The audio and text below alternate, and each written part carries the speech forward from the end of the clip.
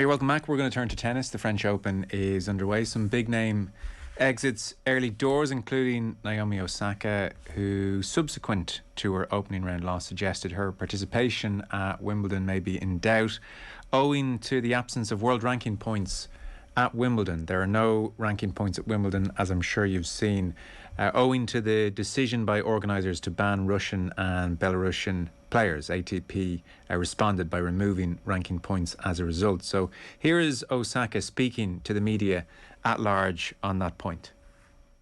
I'm not 100% sure if I'm going to go there. I would love to go just to get some experience on the grass court, but at the same time for me,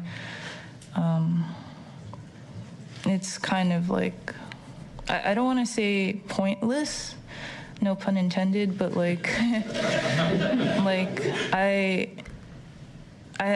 the type of player that gets motivated by seeing my ranking go up or stuff like that. So I think the intention was really good, but the execution is kind of all over the place. Very happy to bring in Thompson of Racquet magazine. Caitlin, great to have you on. Thanks for having me. Might just start on the tennis front first of all. This is not her favourite surface by a distance, I think we can safely say. Never been past the third round at Wimbledon or at Roland Garros, so no huge shock here. Yeah, the natural surface portion of the tennis calendar has never been a place where Naomi has shown in the past. She has 4 Grand Slams, all of them between the 2 hard court surfaces at the Australian Open and at the US Open. So not terribly surprising, but still, frankly, disappointing. How's her form been generally? Not great. She hasn't played a ton of matches this year. If I can be candid, she doesn't look happy to be out there particularly, or particularly hungry in the sense of, fitness and movement. So, I think for those of us who watch tennis very closely, it's not a shock to see her not wanting to spend a lot of time on the clay and the grass, but it is disappointing. I think that the tennis world is going to miss out on the highest paid female athlete who's seemingly going to sort of not really compete or contend at a giant portion of the calendar. It was this time a year ago, the whole world, not just the tennis world and not just the sports world, but the whole world seemed to be debating her late withdrawal, rather messy withdrawal from the French Open. How would you assess the past 12 months? I know she took a 3-month break, for instance, after the US Open, didn't play Wimbledon, came back, played the Olympics, at times looked very vulnerable in her press conferences. I think heckled at Indian Wells this year and was in tears. These are the headline things that I see as a more casual tennis fan. You might give us a deeper read into how she's looked to you. Yeah, that's entirely accurate. And, last year when the French Tennis Federation indicated that it would start citing her for not participating in post-match press conferences, I, as well as a lot of other people, really had her back. People who've spent time in the press room, especially at some of these tournaments, not all of them, but some of them, have that sort of old male, pale and stale vibe. It's a lot of older men. They don't exactly know how to talk to a young woman, particularly a young woman of color. They're not always covering tennis as a weekly beat. And so the players can get very insensitive or sort of frustrating questions that don't feel like they necessarily have to do with their tennis careers. A lot of them are casually sexist or certainly condescending. So I have absolutely no problem with her making her feelings known. And I defended it at the time that this really was a chance for the U.S., for the sort of the press body that covers the sport to do better. That said, part of being and I keep going back to the endorsements, Naomi Osaka is making 10s, 20s, 50s of millions of dollars every year by being a very public face of our sport. And I do think there's a basic tenet there. There's a basic contract that you have to play. You have to be engaged in the sport. If you're injured or if you're having a mental health issue, by all means, take the time you need, get the help you need. I think everybody deserves that, whether they're a pro or somebody, who's an amateur in any sport. Get the help you need. That said, it is really frustrating to see her not really wanting to compete. And I think those of us who watch the sport really closely haven't seen her really hungry to be out there or excited to be on a tennis court. It's really disappointing because this has never been a more exciting time to be a tennis fan, especially on the WTA side. We have a great new number one in Iga Swiatek. She's won 29 matches in a row. She's contending amongst a group there at the top that's incredibly dazzling. As we speak right now, I'm watching Paula Badosa, number 4 in the world, out of Spain, who's also a contender for the title. She loves clay. And so you would like to see Naomi Osaka, if not lifting the trophy at the end of these 2 weeks, then certainly contending and sort of looking like she's excited to be out there. I think that's kind of the bare minimum that we should require of our pro athletes. And for those of us who watch the sport, it's really, it's been a disappointing year, basically, since we've seen Naomi make that stand against the French Tennis Federation a year ago. Caitlin, are there any examples of more egregious questions which linger in your memory? Oh, certainly. I mean, I think Eugenie Bouchard getting asked to twirl on court after a win, players getting asked about their personal lives, players being confronted by journalists who don't know whether they've won or lost. There's compilations on YouTube of zany at best, offensive at worst press conference questions. And I think there's a really important sort of nuance to be talked about when it comes to the media body that covers tennis. There's broadcasters, obviously, who are commentating from the booth. There's people who are generally more print or digital journalists who are in the media center. And specifically what a lot of players have felt frustrated by, and I felt frustrated by, being in these rooms with a lot of the post-match press conferences. That's really a chance that journalists at times ask leading questions, they ask uninformed questions. And again, these aren't necessarily the body of journalists who travel from tournament to tournament. A lot of them are filled with sort of local yokels who might not cover the sport, week in and week out. So there's plenty of examples of it. That said, part of the dialogue we had at Racquet, a really interesting conversation that we convened last summer with Billie Jean King, with Nick Kyrgios, with Naomi Osaka, and with Marty Fish. The conversation ranged from mental health, which Marty Fish has been very, very vocal about, talking about having an anxiety disorder and trying to play at the highest levels of the game.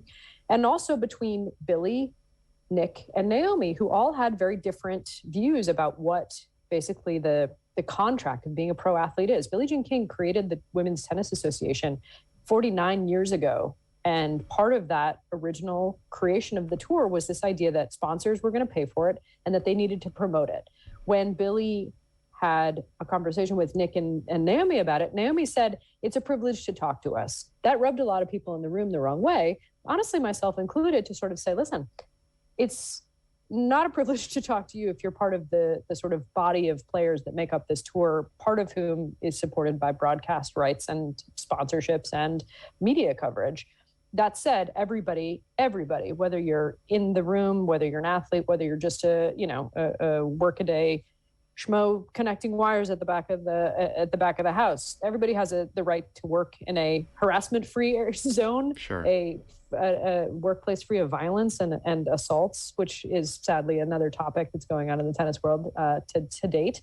And I do think there's a bit of a differentiation that needs to be made between what's an aggressive, hostile workplace and one that comes with the pressures of fame and money. And I think coming back to, the mental health versus sort of, obligations, I think if Naomi Osaka is not feeling up to competing, then she should probably take more time off, because what we've seen in the court from her in the last year hasn't been very satisfying. She did say she was nervous about her return to Roland Garros. She said, "When I first came here, I was very worried. Of course, I didn't like how I handled the situation last year, but I was worried there were people that I offended in some way and that I would bump into them. But I think everyone's been really positive for the most part." So it does seem like she was on the receiving end of a warm welcome.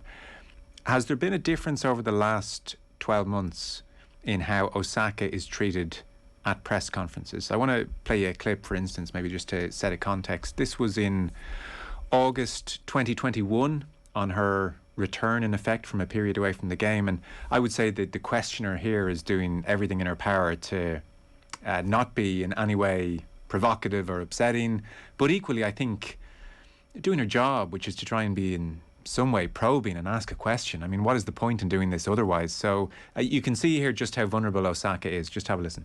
Something I needed to do for myself. And more than anything, I felt like I holed up in my house for a couple weeks, and I was a little bit embarrassed to go out because I didn't know if people were looking at me in a different way. than they usually did before. But I think the biggest eye-opener was going to the Olympics and having other athletes come up to me and say that they were really glad that I did what I did. So after all that, I'm proud of what I did, and I think that it was something that needed to be done. Yeah. Hopefully it's okay if I ask a couple of tennis questions. The first one is just how the training has been and how your preparation has been for the summer hardcourt swing. And the second one is just related to your tweet over the weekend, related to what's going on in Haiti. Just what your reaction is to the news there. Thank you. No, you're super good.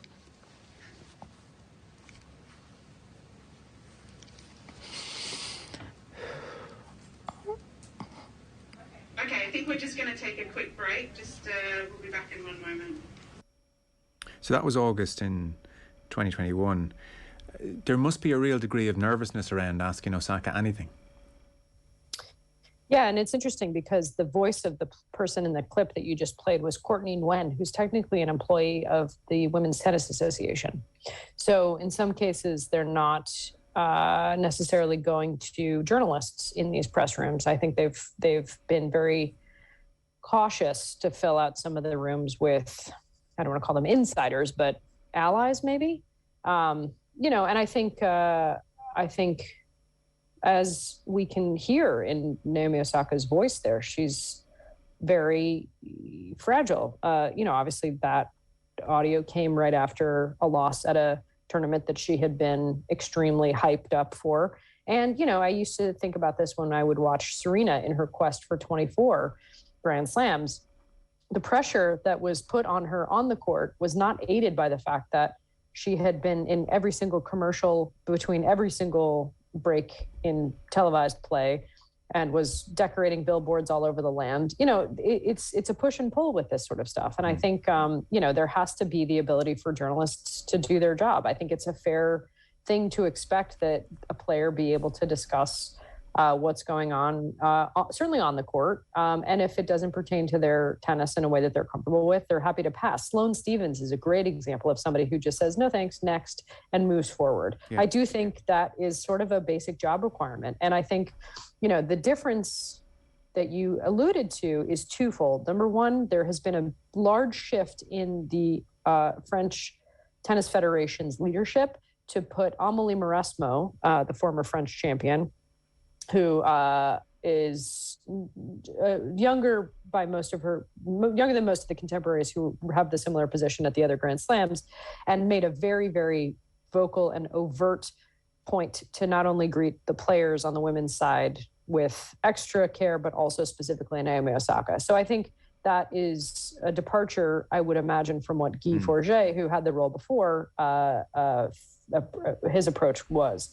Additionally, and this is more speaking to the fact that I'm friends with a number of players on the WTA tour, there's a lot of eye rolling at this point about Naomi Osaka. Just the basic idea that, everybody who's at this stage of their careers, who's playing in front of masses of fans, has had to undergo a lot of hardship, and a lot of toughness needs to have been created by that. And I think, I'm not meaning to come off insensitive, because if you go back and listen to the words I said at the time, even the words I wrote at the time, some of which appeared on Eurosport and other various platforms, it was very, very, very much in defense of Naomi's right to step back, her absolute, justification in asking for sensitivity in space. And I think that there's a lot about that I would stand behind. I think also a year later, with everybody, and specifically some of these Grand Slam tournaments, trying to make a bit of an accommodation in terms of having a dialogue that feels constructive, but also allows the media to write and talk about the sport in a way that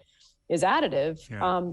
There's a little bit that she's not holding up her end of the bargain, if I can be totally honest. No, I agree with that. And I feel like that's sort of where we are at this moment. Yeah. I was frankly really rubbed the wrong way by her conversation about Wimbledon yesterday, not because I feel like she owes anybody anything in terms of playing, and I know it's not her favorite surface, but it is a deep irony that, again, the woman who is head and shoulders above everyone else in terms of sponsorships who's selling the sport, who's selling herself as a champion, doesn't want to contend for a championship. And, say what you will about the All England club's ban on Russian and Belarusian players. I've also said plenty about that. I don't agree with it. That said, if you're going to miss out on a chance to hold the Venus Rosewater dish for reasons that don't appear to be political, but rather just because you'd rather not, that feels, again, sort of like a dereliction of duty. Yeah, I have to say, I feel like there have been a ton of contradictions right the way through with Osaka, and questions about her personal life, fine, but then she invites people into her personal life, admittedly on her own terms and with her own behind-the-scenes pieces. So I think it's probably very difficult for journalists to know, well, can I ask this? Can I not ask this? And, it's interesting you cited the gender of a bunch of journalists. Like, as a male journalist, are you even more withheld in what you can even dare ask just by dint of your gender? I mean, can female journalists talk to male players, but male journalists can't talk to female players? It'd be a question I'd have. And then even take her Wimbledon point. So on the one hand, and this is what I see, I don't think anyone in that room would dare put up their hand and say this to her, because they just don't want the world to rain down on them and say you're a bully or whatever adjective you could use. But so on the one hand, she's saying, I would love to go and get some experience on grass. That's a quote. And then she's also saying of the fact that there's no ranking points. I don't want to say it's pointless, no pun intended, but I'm motivated by ranking points going up. And so which is it? Like, you're saying, I on the one hand, I would love to go and get some experience on grass. On the other hand, I only want to go where my ranking points are going to go up and it's real business.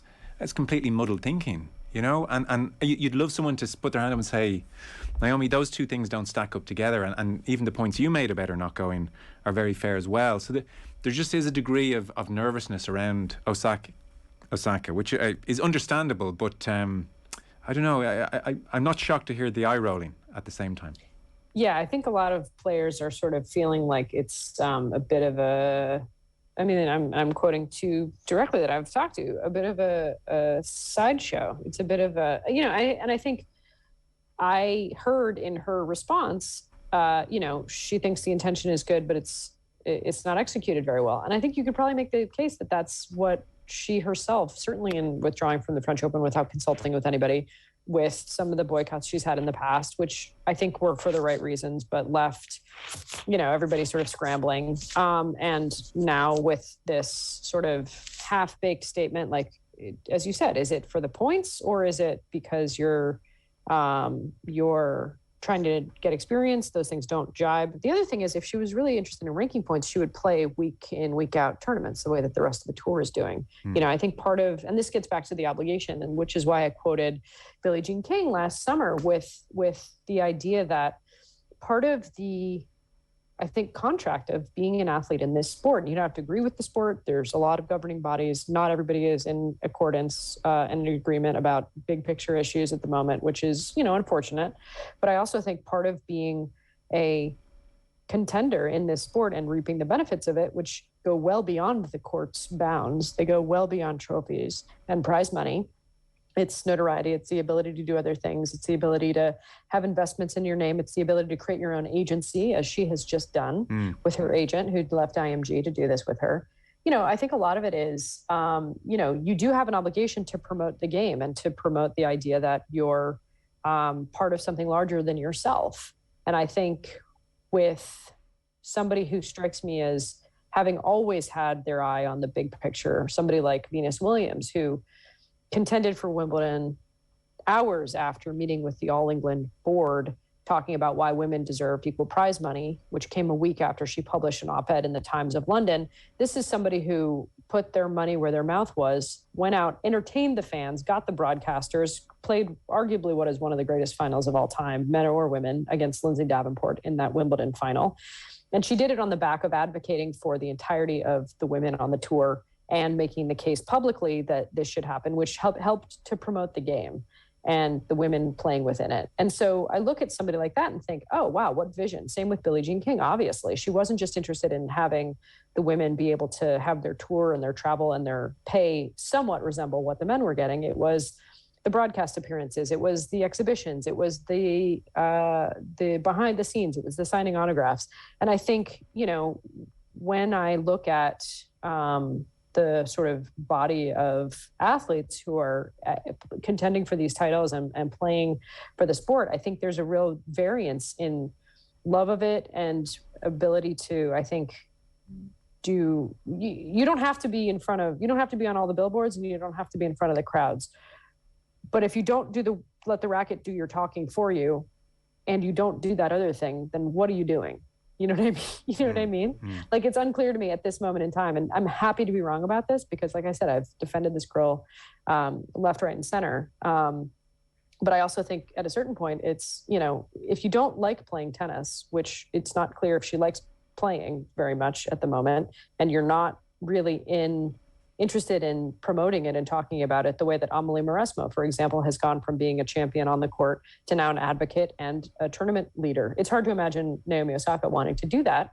Nobody could fault her for it, but you have to do something, especially if you're going to be in the headlines every week promoting a new product or wearing a new patch on your kit or announcing some new crypto partnership or something like that. You know what I mean? It's sort of at this point, I think there's a basic sort of job requirement that requires that you give something back to the game. And if you're not interested in doing that, then, you've certainly made enough money to retire. I mentioned the Indian Wells incident. This was in March. It seems somebody shouted after the opening game, "You suck, Naomi." And she broke down in tears on the court. I think overwhelming support from the vast majority of the crowd there, but she did break down and she was upset.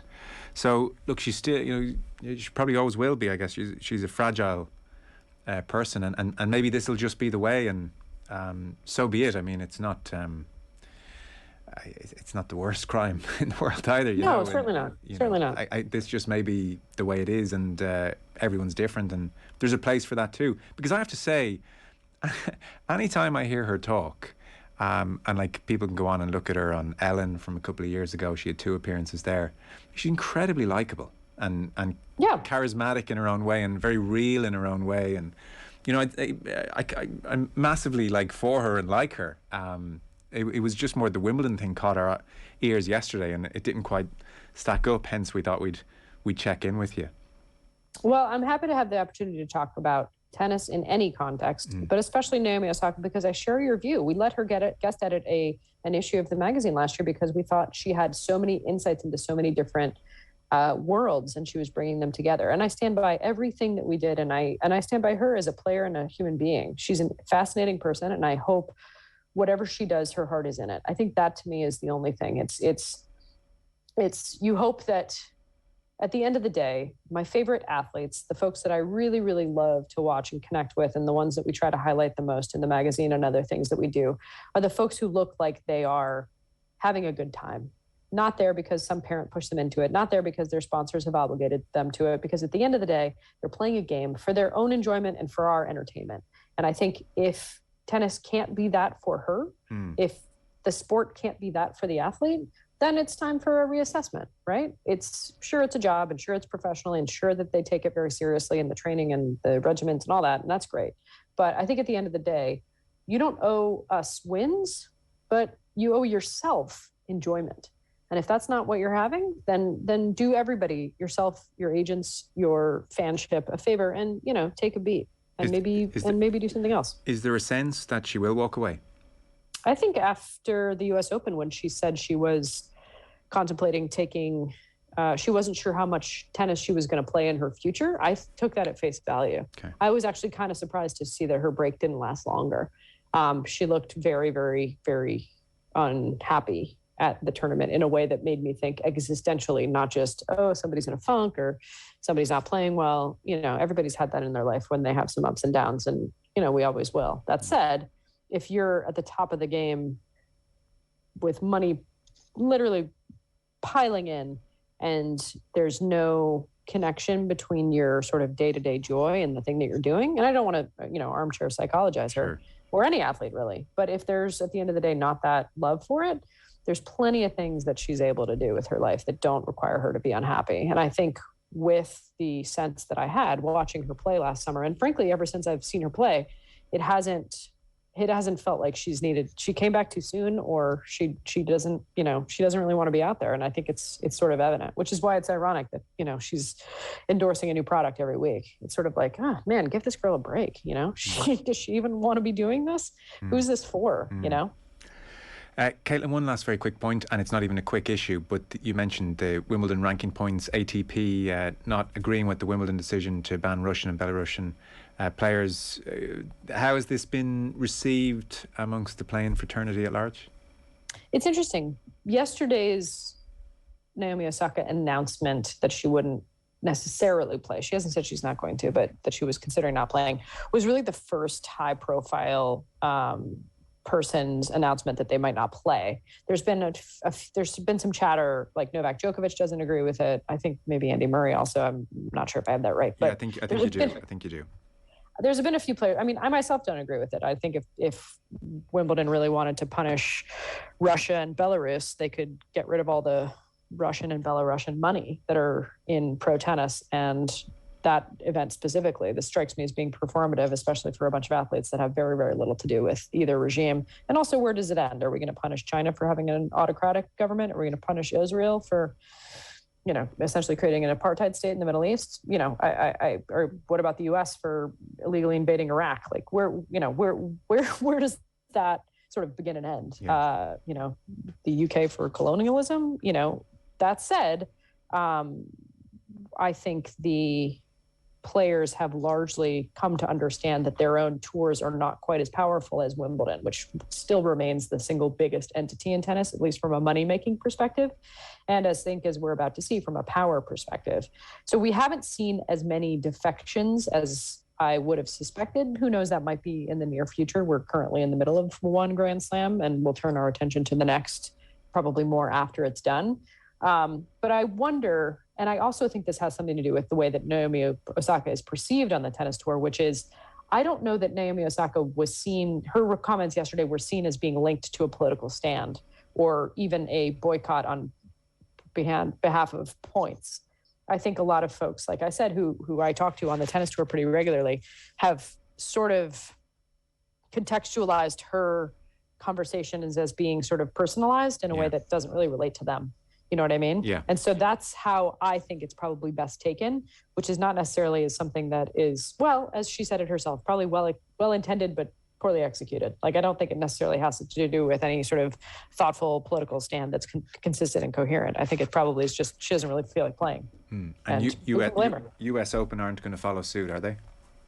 Hard to say. I doubt it. But, I think if this were to be a politically sort of unified front among the slams, it would be probably the first time that had ever happened.